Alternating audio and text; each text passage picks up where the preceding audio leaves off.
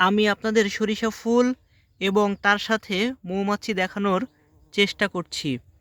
নিশ্চয় দেখতে পাচ্ছেন একটি মৌমাছি উড়ে উড়ে বিভিন্ন ফুলে পড়ছে এবং সেখান থেকে সে মধু সংগ্রহ করছে।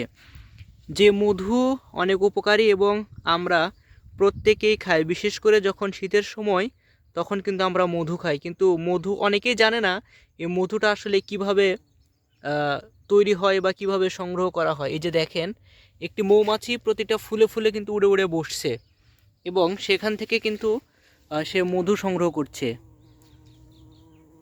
এভাবে একটা একটা করে অনেক মৌমাছি একটা নির্দিষ্ট জায়গায় নিয়ে যায়, মধু সংগ্রহ করে নিয়ে যায় এবং তারপরে কিন্তু আমরা মধুটা পাই।